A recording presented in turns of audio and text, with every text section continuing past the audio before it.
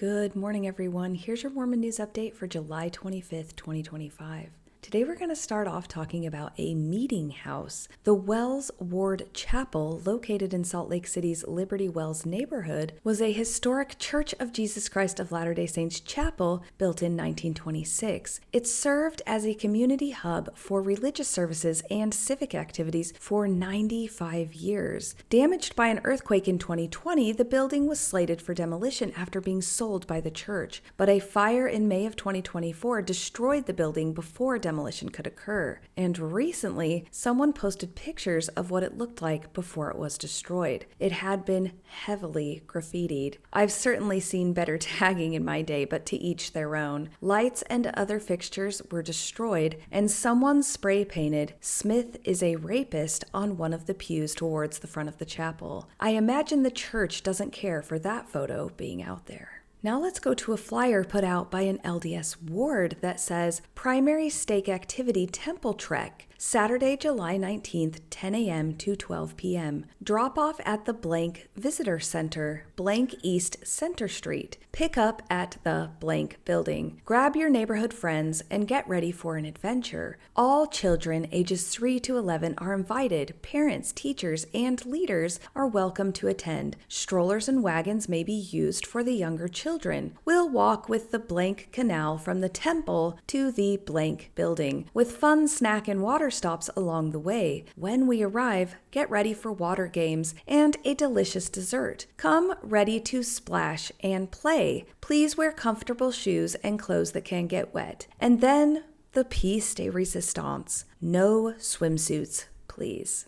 Oh boy. Prohibiting children from wearing standard swimsuits at water activities due to strict modesty rules is vexing. When children are taught that their natural bodies must be heavily covered, even in contexts where showing skin is socially normative, it can subtly or overtly instill a sense of shame about their own bodies. This can lead them to believe their bodies are inherently bad, impure, or distracting, fostering negative body image and self-consciousness that can persist into adolescence and adulthood, potentially contributing to anxiety, depression, or even disordered eating behaviors. Now let's read about numbers while we look at this great graph featured on the Mormon Shrivel subreddit. The church claims 308,682 new converts, implying a 1.49% growth rate. Wow, the church is true. However, only 186 new congregations and 30 new buildings were created. If we take the estimated active membership, 4.5 million, and divide it between the number of active meeting houses and the number of congregations, we get a very close estimate for how many members can fit into a congregation or building on average. Then we can use the number of new congregations and buildings created to estimate the actual net growth of the church. Based on congregations added, we should expect 25,847 net members added. Based on the number of chapels constructed, we should expect only 6,900. Averaged, we get 16,374 net members added, representing a true growth rate of 0.37%. This estimate would be even lower if it would account for the number of buildings sold or demolished each year, but we don't seem to be able to track that reliably yet. If you want to learn more about how the church is shrinking in membership numbers while they claim membership growth, just go to the Mormon Shrivel subreddit. Now let's read a post from Latter-day Saints Women's Support and Gospel Discussion that highlights one of the more harmful and honestly odd bits of Mormon doctrine. This woman said, "In case you weren't aware, if your husband dies and you eventually remarry, you have to cancel your sealing to your first husband if you want to be sealed to your second husband in this life. And if the first presidency doesn't like your application, they can fully just deny you. If you keep all of your covenants, live righteously, doesn't matter, you can be denied. If you're pregnant with your second husband's child, doesn't matter, denied. With no explanation or care in the world, I am broken." This is so gross. The church's power to grant or deny ordinances related to eternal family structures taps into some of the deepest human desires for connection, security, and eternal belonging. When these desires are unmet due to a bureaucratic denial that disregards sincere efforts and circumstances, it is a profound spiritual and emotional betrayal. This reliance on the institution for fundamental spiritual progression creates a dependency that, when leveraged in such a way, is a manipulative use of power over an individual's most vulnerable hopes and beliefs. Now, do you ever wonder what active members tell themselves about that one time, for many years, the Mormon Church hid its billions of dollars from its members because Mormon leaders were afraid that if members found out about the billions, the members would stop paying tithing? Here's some insight from an active member. Let's read and discuss. They said, "Did you know that the Church of Jesus Christ of Latter-day Saints is often considered one of the wealthiest churches in the world? This may surprise some, but to us as members, it is not about worldly riches. The church's strength lies not in its financial resources, but in the faithfulness of its members who willingly give their tithes and offerings out of love for the Lord and trust in His promises. This sacred law of tithing is not a burden, it is a blessing. As we give our 10%, we are not just helping the church grow, we are partnering with God in building His kingdom on earth."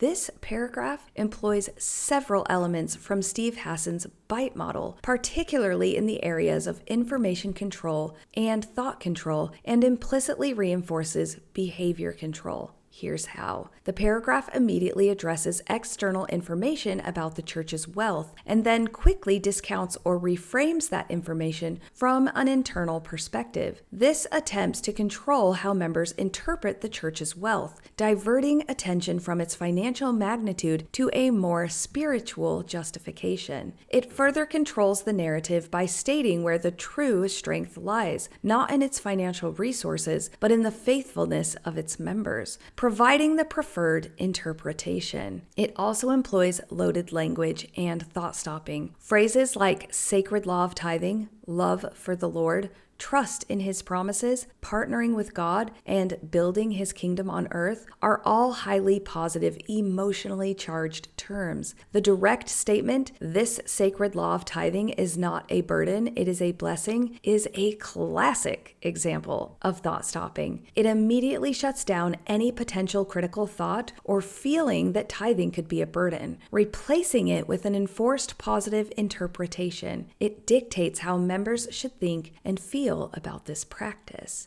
And while not directly compelling behavior, the paragraph strongly reinforces and praises the behavior of tithing by framing it as a sacred law and linking it to love for the Lord and partnering with God. It provides powerful spiritual incentives for compliance and implicitly encourages continued adherence to the financial contribution. The member then says, despite claims circulating on social media, the church has always been transparent about using its resources for good. These funds are used to build temples, support missionary work, educate youth through programs like BYU, and especially to help those in need. In 2023 alone, the church reported more than $1 billion in humanitarian aid, offering food, water, shelter, and medical care across the globe, regardless of religion or race. Okay, this claim directly contradicts the February 2023 SEC scandal. The U.S. Securities and Exchange Commission charged the church and its investment arm, Ensign Peak Advisors, with failing to disclose tens of billions of dollars in investments for over 2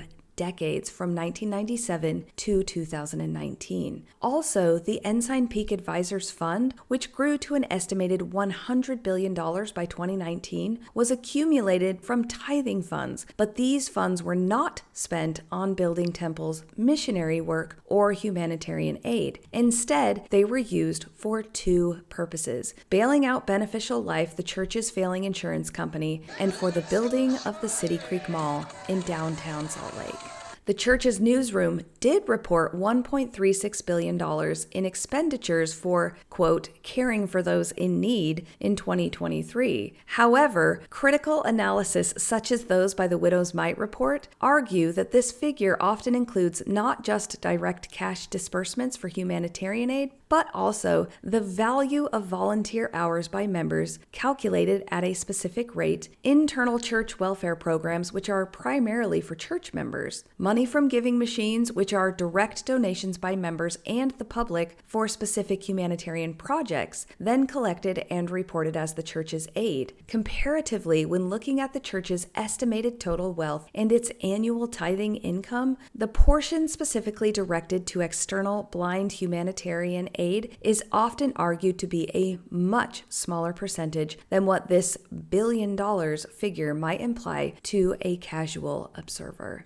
The member goes on to say in their post, as Elder D. Todd Christofferson once said, "We do not use the sacred funds of the church for personal gain. The focus of the church is to care for the poor and needy, share the gospel of Jesus Christ, and strengthen members spiritually." While this is often interpreted by members to mean leaders don't enrich themselves personally from tithing, the SEC scandal of 2023 directly complicates this claim. The church and its investment firm, Ensign Peak Advisors, were fined for failing to disclose tens of billions of dollars in investments for over 2 decades using shell companies. Intentionally obscuring the accumulation of such vast wealth represents an institutional form of gain or asset hoarding, rather than direct utilization for charitable or operational purposes. Back to what the original post said. As a faithful tithe payer, I feel peace and joy knowing that what I offer blesses lives I may never meet. It fills my heart to see how my small sacrifice is multiplied through the Lord's hands. President Russell M. Nelson reminded us, the Lord loves effort because effort brings rewards that can't come without it.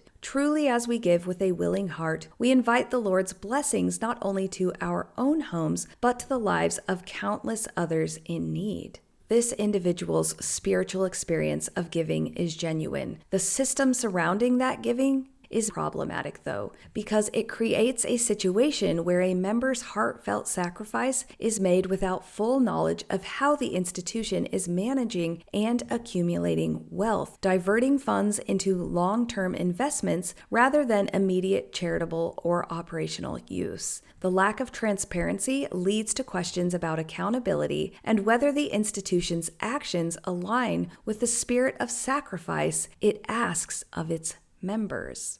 The member then goes on to say in their post, one day when I face challenges or seek divine assistance, I trust that the Lord will remember my faith and obedience. I believe that as I have helped lift others, He will lift me and my family. This is a very transactional view of their relationship with God and is super common in Mormonism. The speaker is performing certain actions with the clear belief that these actions will trigger a specific reciprocal response from the Lord. They then finish by saying, the church may be wealthy in the eyes of the world, but its true wealth is found in its people who love, serve, and give with pure intent. As Elder Jeffrey R. Holland once testified, rich or poor, we are to do what we can when others are in need. That is the heart of our faith, and that is why this church continues to shine as a beacon of hope across the earth. Again, this is a strategic attempt to shift the conversation away from the Mormon Church's vast financial holdings and towards the intangible spiritual and community aspects, and is a form of misdirection, avoiding accountability for how billions of dollars are accumulated and managed by claiming that material wealth is ultimately irrelevant to its true nature. It also shifts the burden of direct assistance to the poor and needy, primarily to individual members' continued giving, while the institution itself maintains enormous undisclosed financial reserves.